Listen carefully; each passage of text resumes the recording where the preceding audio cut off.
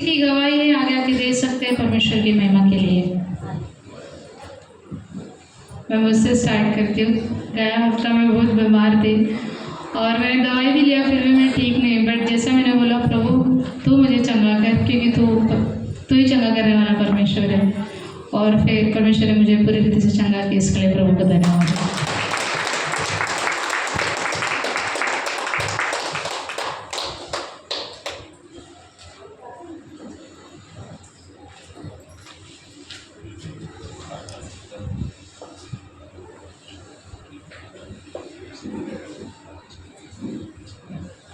Hallelujah. Sudarshan का गवाही है, वो लास्ट 2 दिन से बहुत ज़्यादा बीमार था, बहुत ज़्यादा फीवर था। बट जैसा उसने प्रार्थना किया, परमेश्वर ने उसको पूरी रीति से चंगा किया। इसके लिए प्रभु को धन्यवाद।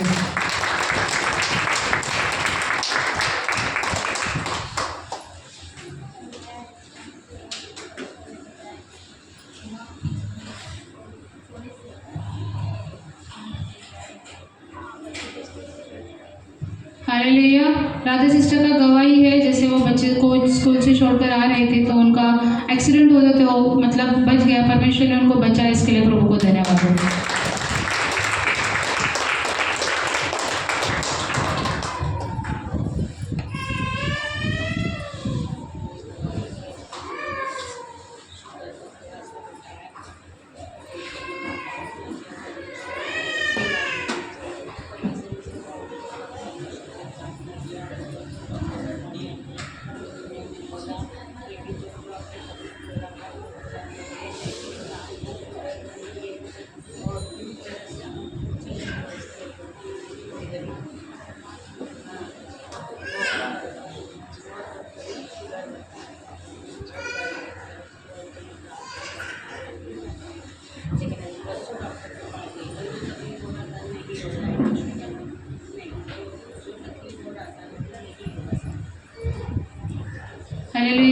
हालेलुया। नीला सिस्टर का गवाही है, जैसे वो बहुत बीमार थे, डॉक्टर ने बहुत कुछ बताया, उनको शुगर होगा, ये होगा, वो होगा।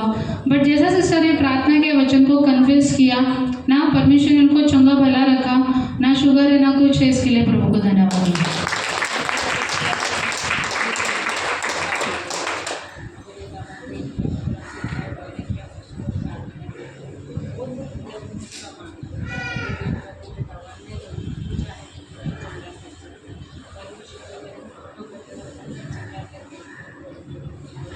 हालेलुया। नीला सिस्टर का दूसरा गवाही है, जैसे वो लास्ट वीक बहुत बुरी तरीके से गिर गए थे, उनको घुटने में मुक्का मार लगा था। बट ना उन्होंने प्रार्थना किया, वचन को जैसे कन्फेस किया, परमेश्वर ने उनको पूरी रीति से चंगा किया। इसके लिए प्रभु को धन्यवाद।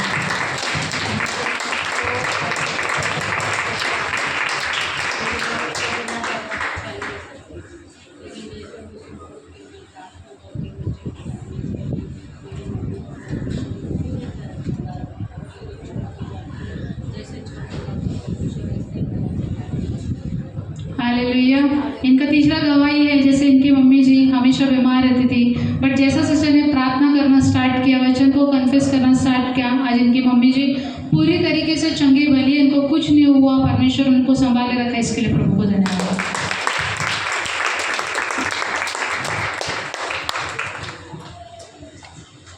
मेरी भी गवाही है। मेरा परमेश्वर तो मुझे राजा बन के बचाता, हमेशा ही बचाता है। इसके लिए धन्यवाद देती हूँ कि सोमवार के दिन मुझे चूहा ऐसा काटा कि पूरा मांस निकाल लिया और इतना खून गिर रहा था कि पूछो मत। तो मैं क्या करी, मैं किसी जगह भी नहीं, बाकी मैं खून पोंछ रही, खून बंद भी नहीं हो रहा है। लेकिन घी गरमाई उसमें लगाई, फिर भी खून बंद नहीं हो रहा था। 2-3 दिन जैसे छूती थी वैसे ही खून गिरता था, जैसे ही छूती थी वैसे खून गिरता। लेकिन परमेश्वर मुझे बिना दवा का और बिना कुछ का मुझे परमेश्वर पूरी रीति चंगाई दिया। इसके लिए मैं परमेश्वर को मैं बहुत बहुत धन्यवाद देती हूँ कि परमेश्वर ऐसा डॉक्टर कोई है भी नहीं। मेरे बच्चे बोले तू मम्मी सुई नहीं लगवाएगी, तो वो लोग गुस्सा रहे। मैं बोली मुझे सुई लगवाना नहीं है, क्योंकि मेरा डॉक्टर मेरा पिता है, वो मुझे पूरी रीति से चंगाई देगा। और सच में मुझे पूरी रीति से परमेश्वर चंगाई दिया।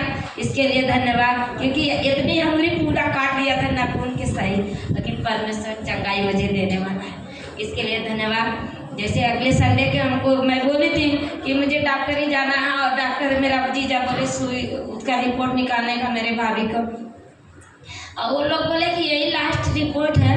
ऐसा है कि इसमें कब के किसका मौत होएगा और कब क्या होएगा वो मुझे पता नहीं। ये सब सोच के ये रिपोर्ट निकाल रहे थे कि कैंसर उसको ज़्यादा है, लेकिन जैसे मैं विश्वास करें कि मेरा राजा उसको पूरी रीति से चंगाई देगा। मैं सच में पिता परमेश्वर को धन्यवाद देती हूँ। जब रिपोर्ट निकाली तो उसमें डॉक्टर अभी रिपोर्ट में आया है कि अभी शुरुआत है, परमेश्वर बड़ा से छोटा कर दिया, अभी एक दिन वो भी निकाल देगा।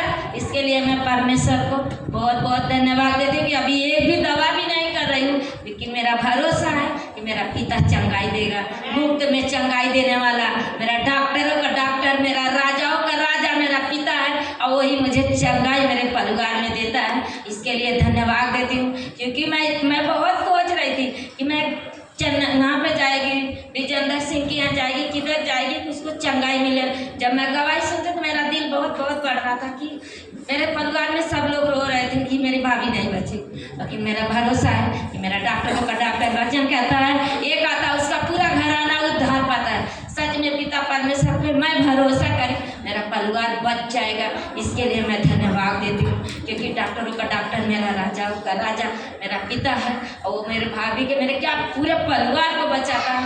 मैं इसके लिए बहुत बहुत धन्यवाद देती हूँ, क्योंकि मैं जब भी आ रही थी मेरा पैर दर्द कर रहा था। मैं बोली पिता तेरे भवन में आते हैं तो कहते लंगड़ा लूजा नहीं आते हैं, पूरी रीति से भला चंगा रहते हैं। आने के लिए परमेश्वर पूरी तरह से मुझे चंगाई दे दिया, इसके लिए धन्यवाद करते हैं। क्योंकि मेरा नाक में भी एक हफ्ता के पहले दर्द हो रहा था, जैसे दाना दाना आ गया था, तो मेरा जीजा बोले थे उनको गांठ है, बढ़ गया है, उनको ऑपरेशन कराने का, क्योंकि एक बार वो ऑपरेशन करा चुके। संसार में लोग डॉक्टरों का भरोसा करते हैं, लेकिन उससे बड़ा हमारा डॉक्टर हमारा परमेश्वर है। मेरा भरोसा था, खाली 2 दिन तेल लगाई, वो भी मेरा पूरी तरह से चंगाई दे दी है मेरे लिए। परमेश्वर में बहुत बहुत धन्यवाद देती हूँ कि जो डॉक्टर के भरोसा करते हैं, और मेरा परमेश्वर पूरी तरह से मुझे भला चंगा रखता है, इसके लिए धन्यवाद।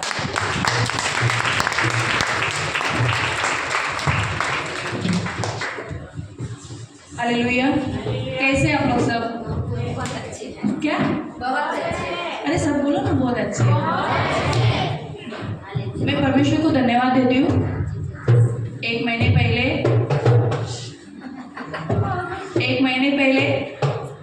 किचन में ऐसे कुछ काम कर रही थी मैं सुबह सुबह, तो मेरे हाथ में एक चाकू घुस गया, और इतना गंदा घुसा था कि उसमें पूरे अंदर सब दिख रहे थे मुझे, और सिर्फ इधर से बाहर आना बाकी था, बस इतना गंदा चाकू घुस गया।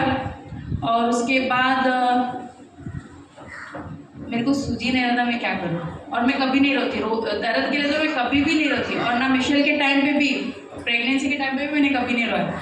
और उस दिन मैं इतना रोई, मुझे इतना दर्द हो रहा था। फिर बाद में मेरी सास आई, वो तेल डाल रही है, कुछ कर रही हो, अंदर घुसे ही जा रहा है, मतलब इतना खड्डा हो गया था। परमेश्वर को धन्यवाद, ना मुझे टाँके लगाने पड़े,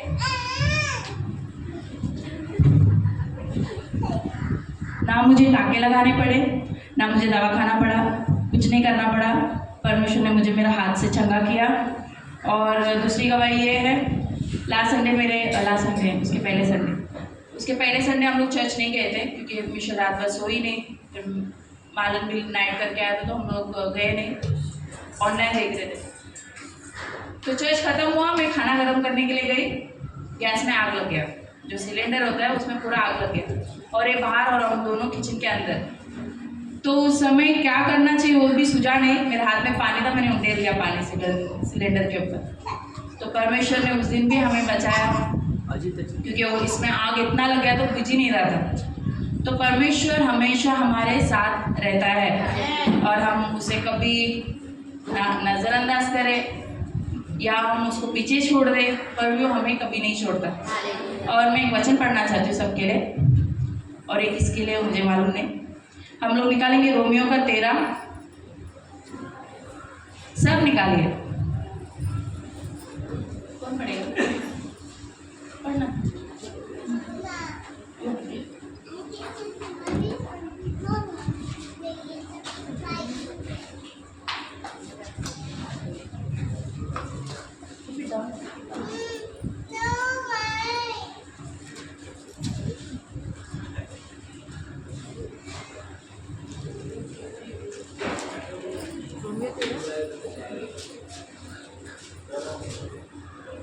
पहले से।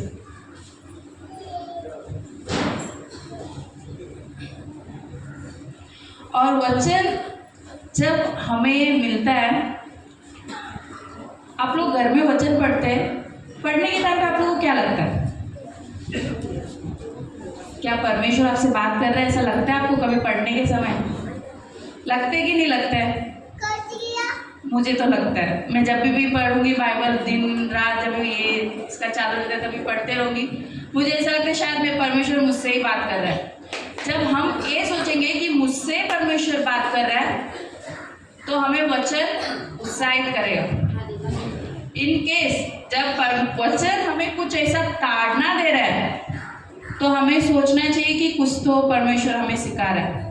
और जब वचन तुमको उत्साहित करे तभी आप लोग को सोचना है कि परमेश्वर मुझसे बहुत प्यार करता है।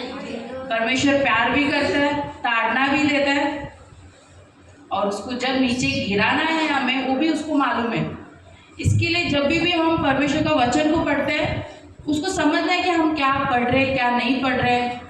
कभी किसी के लिए आ जाता है, कि किसी दूसरे के लिए आ जाते हैं, या मेरे लिए आ जाता है। हमेशा हमको वचन को इस तरह से लेना है कि परमेश्वर मुझसे प्यार कर रहा है, मुझे चेतावनी दे रहा है, मुझे कुछ सिखाना चाहता है, इसके लिए परमेश्वर मुझसे बात कर रहा है, ये हमें सोचना है। और पहली बात, पवित्र आत्मा को हम दुखाएंगे तो वचन कहता है हमें क्षमा नहीं मिलेगी। मानते हैं ना आप लोग? पता नहीं आप लोगों को, तो मैं तो मानती हूँ। मेरे से कुछ भी ऐसा वचन किसी ने मुझे बताया, एक दिन ऐसा हो गया कि कोई लेडी आई, मुझे बोली, देख परमेश्वर तुझे बोलता है कि वो तुझसे प्यार करता है। तो मैं घर पे आके सोचने लगी, लेडी जाके मेरे को क्यों बोला परमेश्वर मुझसे प्यार करता है? मेरे को तो पता है परमेश्वर मुझसे प्यार करता है। तो फिर बाद मुझे थोड़ा गुस्सा आया उसके ऊपर, क्योंकि उसने मुझे बोला कि परमेश्वर तुझसे प्यार करता है। तो मैं घर पे आते आते बोल रही हूँ, मुझे मालूम नहीं क्या मेरे को परमेश्वर प्यार करता है। मैं वचन पढ़ती हूँ, मुझे परमेश्वर मालूम है क्या है, मैं बचपन से सीख के आई हूँ। मतलब मेरे दिमाग में ऐसे सारे बात आने लगी वो औरत के खिलाफ। फिर बाद में ऐसे सब बातें आने लगी तो मुझे पवित्र आत्मा याद दिलाता है, मैं तुझसे प्यार करता हूँ, इसके लिए मैं बार बार दूसरे से बोलने के लिए लगा रहा हूँ कि मैं तुझसे प्यार करता हूँ। तो इसी के लिए जब भी हमें कोई भी वचन दे रहे हैं या आ रहे हैं, ताड़ना वाली वचन हो, प्यार वाली वचन हो, या आपको जैसे कि कुछ मुसीबत आने वाली है, उसकी वचन हो, हमें एक्सेप्ट करना है उस वचन को। और जो भी वचन बोल रहे हैं उसके खिलाफ हमें नहीं बोलना है। और ये वचन पढ़, हालेलुया। रोमियो अध्याय 13 वचन 1 से, राज्य के प्रति कर्तव्य, हर एक व्यक्ति शासकीय अधिकारियों के अधीन रहे, क्योंकि कोई अधिकार ऐसा नहीं जो परमेश्वर की ओर से न हो, और जो अधिकार है वे परमेश्वर के ठहराए हुए हैं। इसलिए जो कोई अधिकार का विरोध करता है वह परमेश्वर की विधि का सामना करता है, और सामना करने वाले दंड पाएंगे। हालेलुया। वचन क्या कहता है? फिर से एक बार पढ़ो। हर एक व्यक्ति, मैं पूछूंगी क्वेश्चन, हर एक व्यक्ति शासकीय अधिकारियों के अधीन रहे, क्योंकि कोई अधिकार ऐसा नहीं जो परमेश्वर की ओर से न हो, और जो अधिकार है वे परमेश्वर के ठहराए हुए हैं। इसलिए जो कोई अधिकार का विरोध करता है वह परमेश्वर की विधि का सामना करता है, और सामना करने वाले दंड पाएंगे। क्या पाएंगे? आपको भी पता है आजकल हम लोग काम करते हैं, किधर भी काम करते हैं, काम नहीं भी करते तो घर के अंदर तो काम करते हैं, हमारे ऊपर कोई ना कोई है। तो वचन यहाँ पर क्लियरली कहता है कि हमारे अधिकारियों का हम सामना करेंगे तो क्या पाएंगे? और आगे पढ़। क्योंकि हाकिम अच्छे काम के नहीं परंतु बुरे काम के लिए डर का कारण है। अतः यदि तू हाकिम से निडर रहना चाहता है तो अच्छा काम कर, और उसकी ओर से तेरी सराहना होगी, क्योंकि वह तेरी भलाई के लिए परमेश्वर का सेवक है। परंतु यदि तू बुराई करे तो डर, क्योंकि वह तलवार व्यर्थ लिए हुए नहीं, और परमेश्वर का सेवक है कि उसके क्रोध के अनुसार बुरे काम करने वाले को दंड दे। इसलिए अधीन रहना न केवल उस क्रोध के डर से आवश्यक है, वरन विवेक भी यही गवाही देता है। इसलिए कर भी दो, क्योंकि शासन करने वाले परमेश्वर के सेवक हैं और सदा इसी काम में लगे रहते हैं। यहाँ पर वचन कहता है कि हम किसी के भी अंडर हो, या घर में हो या बाहर हो, काम पे हो या चर्च में हो, हमें सबमिशन में रहना बहुत ज़रूरी है। और हम कुछ बुरा कर रहे हैं, जब वचन हमारे पास आता है तभी आप लोग को डर लग रहा है, तो इसका मतलब है कि आप लोग गलत कर रहे हैं, हम गलत कर रहे हैं। वचन हमें बता रहा है कि तुम्हें आधीन रहना है, तो हमें क्या करना है? आधीन रहना है। किसी भी तुम्हारा बॉस छोटा क्यों ना हो, उसके आधीन रहना है। मेरे घर पे जैसे मेरे हस्बैंड, मेरे सास, ये लोग वहाँ पे जाते हैं, ये लोग को बहुत एक्सपीरियंस है। इन लोग के ऊपर कभी कभी छोटे छोटे लोग आ जाते हैं, तो उन लोग को इतना सताते, तकलीफ देते, पर वचन के अनुसार वो लोग उनके सबमिशन में रहते। परमेश्वर ने उनको आशीषित किया उन सारी चीज़ों में। मतलब घर का ही एग्जाम्पल है। और हम अभी हमारे ऊपर, हमारे अंकल जब हम शादीशुदा नहीं थे तभी वो हमारे ऊपर थे, हमने उनका सारी बातें माना, जो कुछ कुछ बातें नहीं भी माना, उसके लिए हमें ताड़ना भी मिली, परमेश्वर से भी मिली और उनसे भी मिली। जब भी हम किधर भी किसी के भी अंडर रहते हैं तो हमें उनका सबमिशन मानना है और उनका क्या कहते हैं पालन, जो चीज़ें डिसीजंस रखे, डिसिप्लिन रखे, उन्हें हमें फॉलो करना है। क्योंकि वचन भी यही कहता है कि हमें ये करना ज़रूरी है, नहीं तो हम दंड के योग्य होंगे। क्या होंगे? दंड के योग्य होंगे। और जब परमेश्वर की ओर दंड आता है तो उससे हमें कोई नहीं बचा सकता, कोई भी नहीं बचा सकता। ना हमारा मम्मी डैडी बचा सकते, ना पति पत्नी बचा सकते, कोई भी नहीं बचा सकता। आगे बढ़ना। इसलिए हर एक का हक चुराया करो, जिसे कर चाहिए उसे कर दो, जिसे महसूल चाहिए उसे महसूल दो, जिससे डरना चाहिए उससे डरो, जिसका आदर करना चाहिए उसका आदर करो। हालेलुया। यहाँ पर क्या लिखता है? जिसका हमें आदर करना चाहिए उसका हमें क्या करना है? कभी कभी हम पहली बार तो माँ बाप का ही आदर नहीं करते। मानते हैं आप लोग? मैं भी मानती हूँ, क्योंकि हम माँ बाप का ही आदर नहीं करते, जो शायद उनको लगता रहेगा शायद वो हमारे लिए अच्छा नहीं है, पर हमें लगता रहेगा वो हमारे लिए ही अच्छा है। तो जब हम ये चीज़ें करते हैं तो हम दंड को पाते। और फर्स्ट बात यह है कि परमेश्वर ने हमारे ऊपर जिन्हीं को भी रखा है उसकी मर्जी से रखा है, हमने नहीं रखा उनको। क्या हमने डिसाइड किया था कि इसी मम्मी के पेट से, इसी बाप के हिस्से हम लोग पैदा होंगे? नहीं ना। तो इसी के लिए हम लोग के ऊपर जो भी लोग हैं उन्हें हमें आदर करना बहुत ज़रूरी है। हम करते हैं या नहीं करते ये परमेश्वर जानता है। और कभी भी हम अधिकारियों के विरुद्ध बोलते हैं तो दंड हमारे ऊपर आता है। कैसे भी दंड आएगा, बोल नहीं सकता। मैं उस औरत के खिलाफ में, उसने बोला सुबह और मैं शाम तक मन में, मतलब किसी को भी नहीं बोला, मैं मन में कुड़कुड़ कर रही थी। फिर फाइनली शाम को मुझे वचन आया और मैंने परमेश्वर को बोला, परमेश्वर मुझे क्षमा कर, मैंने उसके खिलाफ बोला ऐसा। मैंने किसी को भी नहीं बोला, किसी को भी नहीं, मतलब मेरे दिमाग में चल रही थी। जब हम सोचते और हम पाप मन ही के अंदर कर रहे, उसके विरुद्ध में पाप कर रही थी, तो परमेश्वर ने मुझे बताया कि हमें पाप नहीं करना है, क्योंकि वचन तो उसका नहीं है, वचन परमेश्वर का है। परमेश्वर ने लिखा, परमेश्वर ने बोला, तो वचन जो हमारे पास आता है हमें वो आदर के साथ, प्यार के साथ एक्सेप्ट करना है। आगे बढ़ो। आपस के प्रेम को छोड़ और किसी बात में किसी की कर्जदार न हो, क्योंकि जो दूसरे से प्रेम रखता है उसी ने व्यर्थ पूरी की है। क्या कहते हैं? उसी ने व्यवस्था पूरी की है।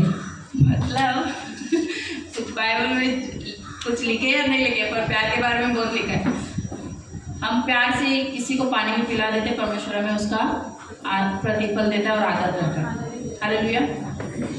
और मुझे पता है कि मैं कितने आदर के योग्य हूँ, परमेश्वर ने मुझे कितना दिया, मेरे मांगने से बढ़कर दिया। मैं कुछ चीज़ मांगती भी नहीं, परमेश्वर दूसरे दिन वो चीज़ें मेरे लिए करता है। इसका मतलब परमेश्वर मुझसे प्यार करता है। क्यों? क्योंकि मैं सबमिशन में हूँ। मैं मेरे माता पिता के सबमिशन हूँ, मेरा पति के सबमिशन में हूँ, अभी मैं मेरा पति का चर्च जाती हूँ तो उधर सबमिशन में हूँ। मतलब जहाँ कहीं भी हूँ मैं सबमिशन में हूँ, क्योंकि परमेश्वर कहता है कि मैं ये करूँ, मैं कुट करूँ कि किसी भी चीज़ों के लिए परमेश्वर मुझ पर ताड़ना देगा। क्योंकि जब नूह के टाइम पे नूह को बताया गया कि सबको बोल दे मैं बारिश भेजने वाला हूँ, सब लोगों ने उसको पागल समझा कि क्या कर रहा है। किसी ने नहीं माना, सिर्फ घर वालों ने माना। शायद घर वालों ने भी कुट किया होगा, ये परमेश्वर का काम था। किसी का बस की बात नहीं है सबको दो करके पालना, फिर उनको खाना डालना। हमारे घर में 2 जन एक्स्ट्रा हो जाते हैं मेहमान तो हम दूसरे दिन कुट करने लगते हैं। सही बात है ना? तो उस बोट पे कितने लोग थे पता नहीं हमें अभी, पर भी नूह को परमेश्वर ने इतना अनुग्रह दिया, जानवरों के साथ उसके घर के लोगों के साथ रहने की ताकत दी और सहन शक्ति दी, क्योंकि वो परमेश्वर वचन कहता है कि वो धर्मी व्यक्ति था। जब हम धर्मी बनेंगे तभी परमेश्वर हमें सहन शक्ति देता है। हमारे पास सहन शक्ति नहीं है, इसका मतलब हम कुछ लायक नहीं है, क्योंकि हम परमेश्वर के बातों को स्मरण नहीं कर रहे, ना मान रहे, उसकी व्यवस्था को हम पूरी नहीं कर रहे उसकी इच्छा के अनुसार। आगे बढ़ो। क्योंकि हालेलुया, क्योंकि यह कि व्यभिचार न करना, हत्या न करना, चोरी न करना, लालच न करना और इनको छोड़ और कोई भी आज्ञा हो तो सबका सारांश इस बात में पाया जाता है, अपने पड़ोसी से अपने समान प्रेम रख। बस एक मिनट, मतलब एक वचन से लेके जितना अभी तक वचन पढ़े उसमें सिर्फ एक ही महत्वपूर्ण पॉइंट है, वो है प्यार। हम किसी से प्यार करते तो हम सबमिशन में रहेंगे। हम किसी से प्यार नहीं करते, इसका मतलब है हम व्यभिचार और क्या लिखा है उसमें, क्रोध, लालच, चोरी, हम ये चीजें करते हैं। तो इसी के लिए जब हम सबमिशन में रहेंगे या किसी भी लोगों के सबमिशन में रहेंगे तो वहाँ पर परमेश्वर का प्यार हमारे अंदर से बाहर निकलेगा। हम इनके उस प्यार को बाजू में रख के हम उसके खिलाफ कुड़कुड़ाते हैं, उसके खिलाफ गलत बातें बोलते हैं, उसको जज करते हैं, इन सारी चीज़ें हम करते हैं। तो प्यार के बाद क्या आता है? चोरी, नफरत, ये वो जो भी अलग अलग चीज़ें बारे में लिखा है वो चीज़ें हमारे अंदर उत्पन्न होती है। और एक बच्चा पैदा होने के लिए 9 महीना लगता है, तो एक चीज़ें पैदा होने के लिए 1 सेकंड भी नहीं लगता है, क्योंकि हमारे अंदर प्यार ही नहीं है। हम परमेश्वर के वचनों को नहीं मानते, इसका मतलब है कि हमारे अंदर प्यार नहीं है। परमेश्वर ही प्यार है, वचन कहता है ना प्यार कौन है? परमेश्वर। हम प्यार को अलग अलग डिवाइड कर सकते हैं, पर वचन कहता है कि परमेश्वर ही प्यार है। इसी के लिए वजह से परमेश्वर का वचन इसकी वजह से कहता है कि तुम ये सारी चीज़ें नहीं करते, प्यार पड़ोसी से नहीं करते, इसका मतलब है कि हम लोग पाप कर रहे हैं। क्या कर रहे हैं? पाप कर रहे हैं। तो इसी के लिए हमें किसी के लोगों के भी सबमिशन में हो, छोटा हो बड़ा हो, उस शायद आपसे छोटा है पर वो आपसे ज़्यादा मतलब बड़े पोस्ट में है, तो थोड़ा कभी कभी ये होता है, दुख हो जाता है कि मैं उसको आदर कैसे करूँ, पर एक घमंड होता है। हम जब आदर नहीं करते इसका मतलब क्या है?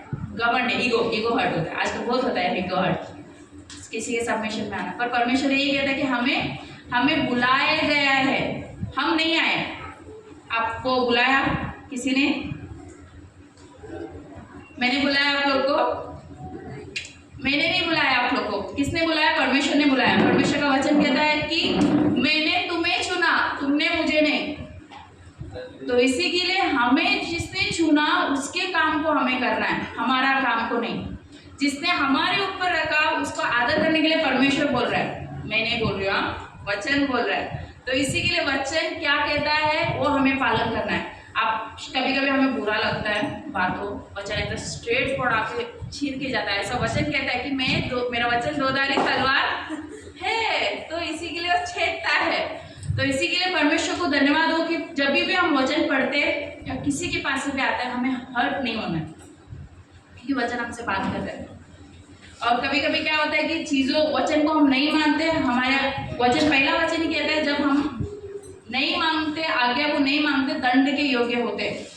और रोटी दाखरस के टाइम पे, जब यीशु मसीह के टाइम पे लास्ट डे उनके चेलों ने, सारे लोगों ने रोटी और दाखरस लिया।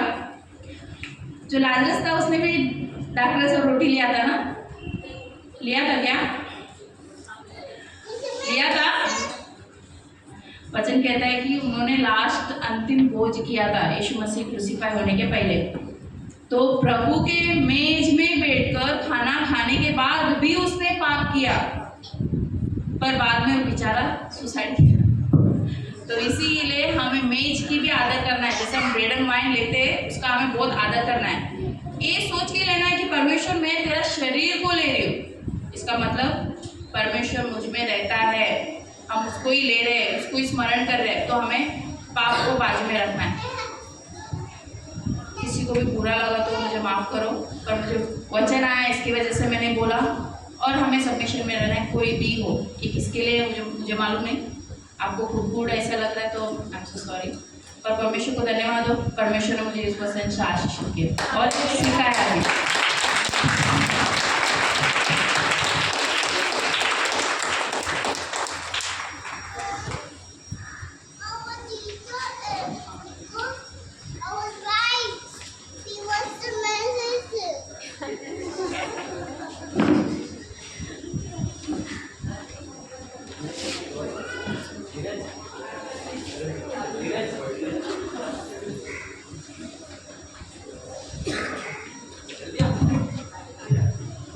किसी का गवाही है, आगे आके दे सकते हैं।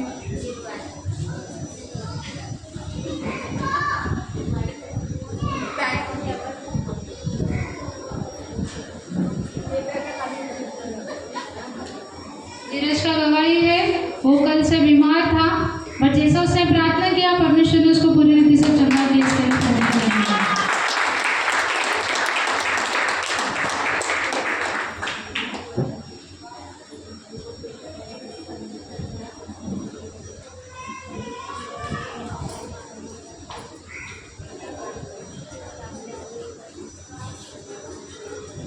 हालेलुया। सीसा का गवाही है, जैसे लास्ट वीक उनकी मम्मी का डेथ हो गया था, बहुत ज़्यादा प्रॉब्लम्स में थे, बट जैसा परमेश्वर ने उनको संभाले रखा हर परिस्थिति में, इसके लिए परमेश्वर को धन्यवाद हो। और उनका दूसरा गवाही है, जैसे उनका सोनोग्राफी का कल रिपोर्ट निकालना था, मतलब सोनोग्राफी कर रहा था उनका, तो ना सारे रिपोर्ट्स नॉर्मल आए, परमेश्वर को धन्यवाद।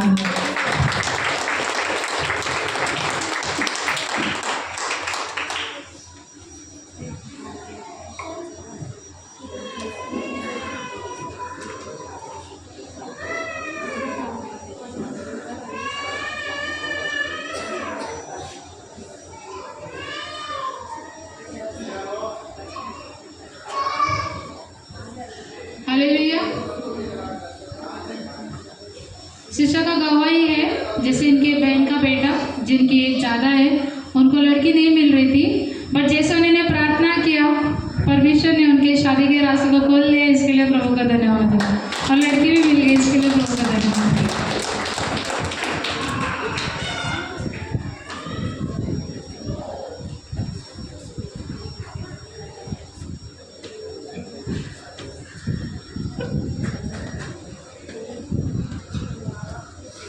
हालेलुया। सिस्टर का गवाही है, जैसे उनको रूम खाली करना था और उनके पास पैसे नहीं थे, और इनके जो हस्बैंड है उनको फाइनेंशियली सपोर्ट नहीं कर रहे थे, बट जैसा उन्होंने प्रार्थना किया कि यहोवा मेरा चरवा है, मुझे कुछ कटी नहीं होगी, परमेश्वर ने उनके पति के द्वारा फाइनेंस को रिलीज किया, इसके लिए प्रभु को धन्यवाद है।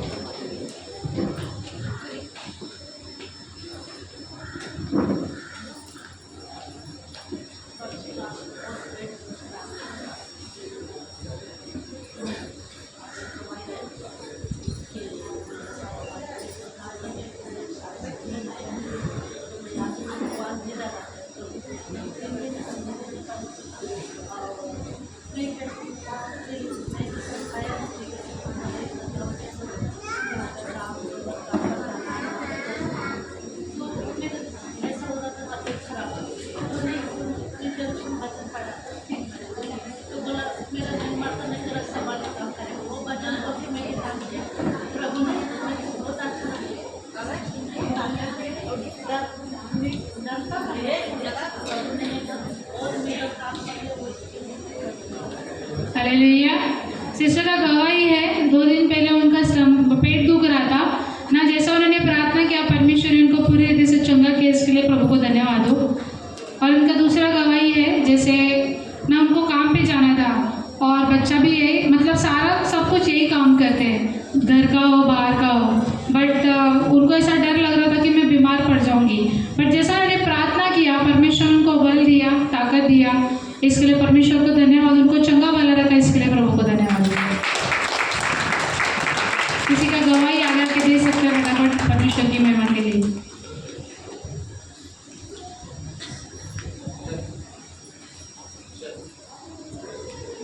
सभी गवाही के लिए जोरदार तालियां। आइए हम सब खड़े रहे और रोटी और दातरस में भाग लेने के लिए विशाल प्रार्थना करें।